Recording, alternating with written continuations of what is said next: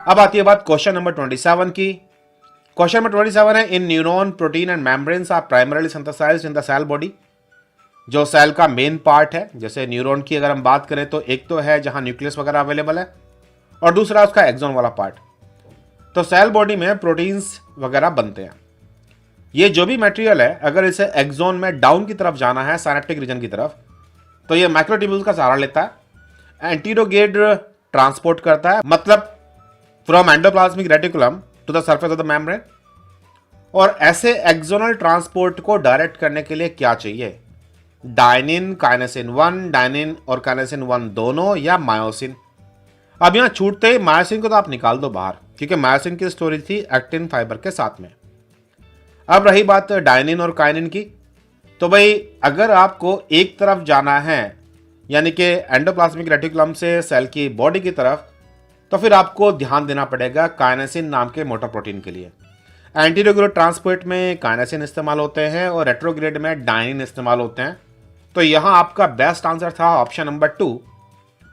Question की ID 470 और सही आंसर है 878, यानी कि ऑप्शन नंबर 2, जो कि है काइनेसिन का 1।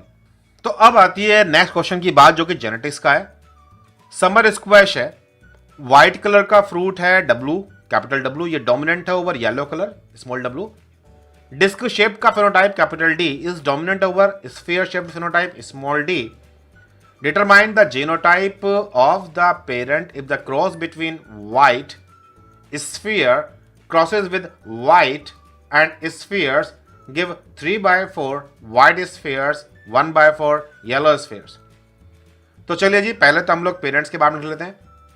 ये हैं व्हाइट और स्फीयर, और साथ में दूसरा वाला भी व्हाइट एंड स्फीयर है। अब व्हाइट कलर प्रोड्यूस करने के लिए कैपिटल डब्ल्यू अलील रिस्पॉन्सिबल है, यानी कि इन दोनों के पास कम से कम एक के कैपिटल डब्ल्यू तो होना ही चाहिए। और स्फीयर बनाने के लिए दोनों के पास स्मॉल डी ही होना चाहिए।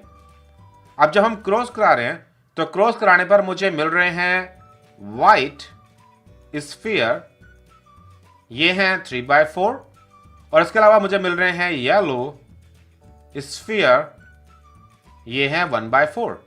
तो अगेन क्योंकि स्फीयर जो था वो रेसेसिव कैरेक्टर था, तो ये तो स्मॉल डी ही मिलेंगे मुझे। अब ये हो सकते हैं कैपिटल डब्ल्यू हो और कैपिटल डब्ल्यू स्मॉल डब्ल्यू हो। अब क्योंकि यहां मुझे येलो मिला है और येलो का मतलब है स्मॉल डब्ल्यू, तो इसका मतलब यह है कि दोनों व्हाइट के पास में एक एक स्मॉल डब्ल्यू होना चाहिए। तो यहां डाउट की गुंजाइश कहीं रहती नहीं है, यानी कि आपके पास एक जीनोटाइप है कैपिटल डब्ल्यू स्मॉल डी, दूसरा जीनोटाइप भी यही मिलने वाला है। और वैसे भी आपको देख करके खड़कना चाहिए था इसके अंदर कि स्फीयर वाली कहानी में होमोजाइगस रिसेसिव होने वाले हैं, और अगर व्हाइट एंड येलो 3:1 की कैटेगरी में अलग अलग सेग्रीगेट हो रहे हैं, तो फिर पेरेंट्स हेट्रोजाइगोट होने चाहिए उस पर्टिकुलर कैरेक्टरिस्टिक के लिए। तो ऑप्शन नंबर 2 ही है जहां पर यह बेस्ट तरीके से एक्सप्लेन किया गया है। क्वेश्चन की आईडी थी 1449 और करेक्ट आंसर है 5794। 5794 आपका सेकंड नंबर का ऑप्शन है, जो कि ठीक भी है। देन अब ये क्वेश्चन आता है। ये क्वेश्चन देखो तो सही मायने में पहचान जाओगे कि ये फ्लो साइटोमेट्री का डाटा दिखा रखा है। एक सेल है मिक्स्ड पॉपुलेशन की, इसे स्टेन किया गया है 2 एंटीबॉडीज के साथ में। एक स्पेसिफिक है सेल सरफेस एंटीजन ए के लिए, दूसरा स्पेसिफिक है सेल सरफेस एंटीजन बी के लिए। 2 एंटीजन है, एक ए और एक बी। एंटी ए एंटीबॉडी को लेबल किया गया है फ्लोरोसेंस के साथ में, और फ्लोरोसेंस आप जानते हो कि ये ग्रीन कलर की फ्लोरोसेंट डाई होती है, जबकि बी वालों को रोडामिन के साथ में टैग किया गया है सेकेंडरी एंटीबॉडी के द्वारा, और ये रेड डाई रेड कलर की फ्लोरोसेंस इमिट करती है। द सेल पॉपुलेशन को हमने एनालाइज किया गया है presence of antigens by the flow cytometer, तो इनमें से कौन सा करेक्ट आउटकम नहीं होगा? अब ग्राफ देखो तो ग्राफ में नीचे है ग्रीन और ऊपर है रेड, तो मतलब नीचे दे रखा है इन्होंने ए के लिए और ऊपर दे रखा है बी के लिए, हर एक के अंदर ए बी एंटीजेंस की प्रेजेंस के लिए। जब भी हम लोग ये क्वाड्रेट्स देखते हैं तो सबसे अंदर वाला क्वाड्रेट होता है दोनों के लिए नेगेटिव, तो दोनों के लिए नेगेटिव यहां पर है यहां पर है और यहां पर है, पहले ऑप्शन में नहीं है। सबसे ऊपर वाला जो क्वाड्रेंट होता है वो दोनों के लिए पॉजिटिव है, तो वो यहां पर भी है, यहां पर भी है, यानी कि ये ऑप्शन खत्म हो गया। अब ये वाला ये होना चाहिए बी पॉजिटिव, क्योंकि ये रेड फ्लोरेसेंस मतलब बी एंटीजन का स्केल है और ये ग्रीन फ्लोरेसेंस मतलब ए एंटीजन का स्केल। तो ये वाला क्वाड्रेंट है ए पॉजिटिव बी नेगेटिव और ऊपर वाला है ए नेगेटिव बी पॉजिटिव। तो ऑप्शन नंबर 3 है जो इसका सबसे सही एक्सप्लेनेशन है। क्वेश्चन की आईडी है 1539 और करेक्ट आंसर है 6155, जो कि आपका ऑप्शन नंबर 3 था। अब इनमें से कुछ क्वेश्चनों को देख करके क्या कुछ याद आया तुम लोगों को? जैसे कि अब इस फ्लो साइटोमेट्री की बात कर लो, या फिर इस जेनेटिक्स वाले सवाल की, या फिर इस काइनिन डायनिन की स्टोरी की। क्या क्वेश्चन नंबर 23 याद आया, या फिर क्वेश्चन नंबर 19? क्वेश्चन नंबर 17 के भी अलग अलग पार्ट तो टुकड़े जरूर याद आए होंगे। तो जिन्हें याद आया और चेहरे पर एक मुस्कान आई अभी भी और एग्जाम के टाइम पर भी, कमेंट जरूर करना कि शॉर्ट, एक्यूरेट, फास्ट और एफिशिएंट तरीके से तैयारी का मतलब क्या होता है। Question number 17, which one of the following statement related to the molecular cloning procedure is incorrect. और पहला है स्टेटमेंट कि अगर 5 प्राइम के ओवरहैंग हैं रेस्ट्रिक्टेड डीएनए फ्रेगमेंट के, तो उन्हें हम ब्लंट एंड में कन्वर्ट कर सकते हैं क्लोनो पॉलीमरेज के द्वारा, लेकिन डीएनएज 1 के द्वारा नहीं। देखिए, क्लिनो फ्रेगमेंट का तो काम ये है कि अगर कहीं पर भी 3 प्राइम एंड अवेलेबल है तो उसे एम्पलीफाई करके आगे तक बढ़ा सकता है, बन गया ब्लंट एंड। लेकिन आपका डीएनएज 1 जो है generally double strand DNA break मारता है, तो वो सिंगल स्टैंड डीएनए में ब्रेक नहीं मारता और ये एक दिक्कत है। तो ऑप्शन नंबर 1 तो ठीक है। ऑप्शन नंबर 2 है a DNA fragment obtained by an XHO1 fragment जिसकी रेस्ट्रिक्शन साइट दे रखी है। इसको हम लाइगेट कर सकते हैं साल 1 की साइट वाले से जो वेक्टर के अंदर अवेलेबल है, तो ये बिल्कुल कर सकते हैं, क्योंकि नोटिस कीजिए कट होने के बाद में जो ओवरहैंग मिलेगा वो सेम सीक्वेंस का है, यानी कि इन दोनों एंजाइम्स के द्वारा कटे हुए पीस एक दूसरे के लिए कंप्लीमेंट्री होंगे। क्वेश्चन नंबर 3 है to prevent self ligation of a vector digested with the KPN1, जिसके लिए साइट दी हुई है। Alkaline phosphatase enzyme is used to remove 3 prime phosphate group from the end of the fragment. More और less line ठीक ठाक है। हम जानते भी हैं कि ये जो एंजाइम होता है अल्कलाइन फॉस्फेटेज, ये फॉस्फेट को रिमूव करने का काम करता है। अब सोच के बताओ कि डीएनए में फॉस्फेट किधर होता है, 3 प्राइम पर या 5 प्राइम पर? बस इसी 3 प्राइम के चक्कर में ये स्टेटमेंट फॉल्स है। ऑप्शन नंबर 3 फॉल्स है।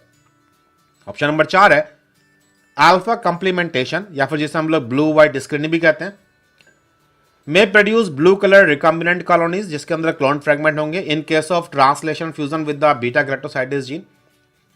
अगर जीन के साथ में फ्यूज्ड है और एक्सप्रेस कर रही है तो नो डाउट ये एंजाइम बनेगा और बीटा ग्रेटोसाइटिस एंजाइम एक्स गैल को ब्लू कलर में कन्वर्ट करता है, जो कि इस पूरी कहानी का प्रिंसिपल भी है। तो फिर 4 भी ट्रू है। अब क्वेश्चन की आईडी थी 1469 और इसका करेक्ट आंसर है 875। दैट मीन्स आपका ऑप्शन नंबर 3 था इनकरेक्ट, लेकिन इस क्वेश्चन के लिए करेक्ट आंसर। अब आती है बात क्वेश्चन नंबर 19 की। The cell of inner cell mass, जिसे हम ICMB कहते हैं, of a blastocyst stage mammalian embryo are. तो वर्ड है टोटीपोटेंट, प्लूरीपोटेंट, मल्टीपोटेंट और यूनिपोटेंट। हो सकता है आप में से कुछ लोगों को ये वाला पैराग्राफ याद हो। The cell of the inner cell mass are thus said to be pluripotent और capable of producing all the cells of the embryo. देखिए 2 सेल का स्टेज या फिर 4 सेल के स्टेज वाले होते हैं टोटीपोटेंट। हर सेल के पास एबिलिटी है सब कुछ जनरेट करने की, लेकिन ICM के पास है प्लूरीपोटेंट की एबिलिटी। और बाद में स्टेम सेल्स वगैरह जो होती हैं वो मल्टीपोटेंट हैं, और जो टर्मिनली डिफरेंशिएटेड है वो, या फिर जो जैसे कि RBC जो इमेच्योर है ब्लास्ट सेल्स, ये जनरली यूनिपोटेंट होती हैं। अब इस क्वेश्चन की आईडी थी 438 और करेक्ट आंसर है 750, यानी कि ऑप्शन नंबर 2 आपका प्लूरीपोटेंट। तो ICM और ब्लास्टोसिस्ट जो है वो प्लूरीपोटेंट ही होती हैं। अब आती है बात क्वेश्चन नंबर 23 की। The frequency of homozygotes in a diploid population is 0.68। Assuming that the population is in Hardy-Weinberg equilibrium, तो फ्रीक्वेंसी ऑफ 2 एलील्स क्या होने वाली है? हार्डी-विनबर्ग इक्विलिब्रियम ये कहता है कि अगर मेंडेलियन पॉपुलेशन है तो उसे आप 3 हिस्सों में बांट सकते हो। जैसे कि डोमिनेंट होमोजाइगस, जैसे आप कैपिटल पी, जिसे आप पी पी या फिर पी स्क्वायर भी कहते हो। फिर इसके अलावा होते हैं आपके रेसेसिव होमोजाइगस, मतलब क्यू स्क्वायर। और फिर होते हैं हेट्रोजाइगोट, जिसे आप बोलते हो टू पी क्यू, जहां पर पी और क्यू ये दो अलील्स हैं, डोमिनेंट या रेसेसिव, और आप इनका इस्तेमाल करके फ्रीक्वेंसी को कैलकुलेट कर सकते हो। तो यहां पे बताया गया था कि होमोजाइगोट्स की फ्रीक्वेंसी दे रखी है आपके पास, कुछ भी मान लीजिए। जैसे मान लीजिए कि पी स्क्वायर की फ्रीक्वेंसी है 0.68, तो फिर पी के निकालने के लिए, यानी कि इस अकेली अलील की फ्रीक्वेंसी निकालने के लिए आप इसका स्क्वायर रूट निकाल लो 0.68 का, तो आंसर आएगा लगभग 0.82 के आसपास। और अगर पी की अलील है 0.82, तो दूसरी अलील की फ्रीक्वेंसी होगी 0.18 अप्रोक्सीमेटली। अब हालांकि यहां पर एक की पॉपुलेशन, मतलब एक की फ्रीक्वेंसी होनी चाहिए 0.18 या 2 के आसपास, और दूसरे की होनी चाहिए 0.8 के आसपास। वो यहां पे एक ही आंसर है, आंसर नंबर 2, जो इसके लिए फिट बैठता है। क्वेश्चन की आईडी है 461 और इसके लिए करेक्ट आंसर है 842, यानी कि आपका ऑप्शन नंबर बी, जो कि बिल्कुल बढ़िया था। गुड मॉर्निंग जी, how are you? Today we are going to do CSIR NET June 2019 booklet A, question number 23 and 24. When we plan for a journey, we generally prepare for it. Even if we want to go for a trip or for an adventure, we always want to prepare ourselves well in advance. Sometimes the preparation needs just packing of the bags. Sometimes it means practice. And when we are preparing for a journey like exam, practice makes perfect. This is a perfect line for everyone who is preparing for any exam. Before attempting any question paper, it's always a good advice to look for the old question papers. By doing old questions, you can have the idea what type of questions and what are the most important topics for that exam. For that, you can prepare in advance. Like question number 23. On sequence analysis of a double-stranded DNA, the result showed that the content of cysteine C was 20%. What is the amount of A and T put together? Always read the question carefully and try your best to identify the exact question. In this question, the exact information they required is A plus T is equal to how much? This question is based on Chargaff rules. Erwin Chargaff was the first scientist who identified that in double-stranded DNA molecule, adenine is equal to thymine and guanine is equal to cytosine. Although Chargaff rules states that A is always equal to T and G is always equal to C, but there are many other versions in which Chargaff rule can be represented. We have to study about that. We should always be aware of all the other variations of the Chargaff rule. For example, A plus C upon G plus T is equal to 1. Or A plus G upon C plus T is equal to 1. Or in other case, purine is equal to pyrimidine. This is true for every double-stranded DNA molecule. And one more information is very crucial to solve this question. A plus T plus G plus C always equals to 100%. And as we know that A is equal to T, G is equal to C, so we can say that 2A plus 2G is equal to 100%. We can also represent this line in many other ways. But like in this question, cytosine was 20%. So if cytosine is equal to 20%, and we already know that G is equal to C, therefore guanine is also 20%. So G plus C is equal to 40%. The remaining amount, which is A plus T, therefore it will be 100% minus 40%, that is 60%. The option number 4 is the correct answer. If we go one step further, we can also identify the concentration of adenine and thymine, that will be 30% each. Question number 24 deals with the glycogen breakdown. The first step in glycogen breakdown releases glucose units as. Like in CSI exam, DNA and the basic properties are very important. You generally see one or two questions from the DNA and the properties. Similarly, from the carbon metabolism, glycolysis, TCA, oxidative phosphorylation, and glycogen metabolism, there is a good chance to have like 2 or 3 questions from these topics. Glycogen metabolism is also important for our health and also important to understand how our body works. So as per the question, they are asking that what is the first glucose unit molecule when glycogen breaks down. When glycogen breaks down, the first molecule will be glucose 1-phosphate, and the enzyme required for this step is glycogen phosphorylase. This glucose 1-phosphate can be converted to glucose 6-phosphate by another enzyme which is also known as phosphoglucomutase. This enzyme is present in both liver and muscles, but after glucose 6-phosphate, the steps of the glucose metabolism are variable in different tissues. For example, in muscle and brain, this glucose 6-phosphate can be converted to pyruvate.